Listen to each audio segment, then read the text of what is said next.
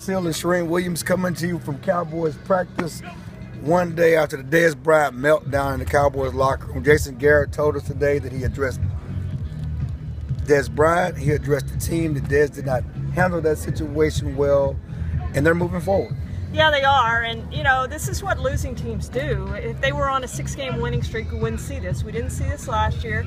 We're seeing it now because they are on a 6-game losing streak. The frustration has built up, and I think with Dez, this frustration may go back to training camp. Long time, he's been very frustrated with how he's been perceived, and it built up and it boiled over. But you know, I've only seen probably a handful of these in 22 years. We don't see this all that often. This is kind of unusual, but I think everybody's kind of moved on this thing and gotten over it. We'll see what happens going forward and with Dez and interview situations going forward. But hopefully Jason Garrett has handled it and they have moved on and they have used it as a teaching moment. Well, in 17 years on the Cowboys, maybe it's 18 years on the Cowboys, I've seen a lot of controversy, you know, from Michael Irvin to Quincy Carter to Terrell Owens. There were fights in the locker room. And today's age, because of social media, you know, things are heightened. Things are more acute. Players are more sensitive. And those issues that Jason Garrett has had to deal with this team that he didn't necessarily have to deal with those 90s Cowboys when they had all those issues because of social media and the immediacy of the information getting out. And you know, it's a fine line that the media and the players have to cross, and it's something we all have to address. But for this Cowboys team, they need to win. When they was 12-4 last year, there were not negative stories, there's not negative media. You know, it was all positive. This team is 2-6. They're coming on. They're riding a 6-game losing streak.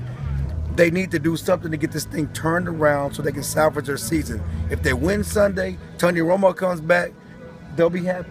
You know, it'll be positive stories. But until then, it's another Cowboys meltdown. Yeah, and I think one point that Jason Garrett made was 100% of his players do things right 98% of the time, but I think we saw 2% of the time yesterday, and that thing kind of blew up, and no one could control Dez, and it got out of control from that point on. And you saw a lot of players in that locker room. They know how Dez is. They were laughing about the situation at the time, and that's just how Dez is, and I'm sure they've kind of moved on from this thing, but it is a culmination of things they've had go on the last couple of weeks, from Greg Hardy to Joseph Randle, who they cut, to now this. And you start to wonder when too much is too much, although Jason Garrett downplayed that as well. And one last thing on Dez before you go. The great majority of the media love to write positive stories about Dez. He came from a tough situation growing up in Lufkin. He gives it his all. He's one of the best players on this team.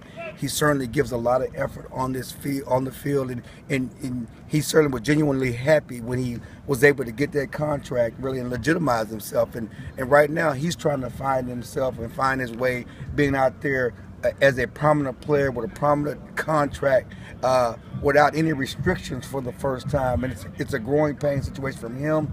But again, it's not like the media is trying to pick on Dez, you know, and make him out to be a scapegoat or cause problems with him. It's just a combination of a lot of different things.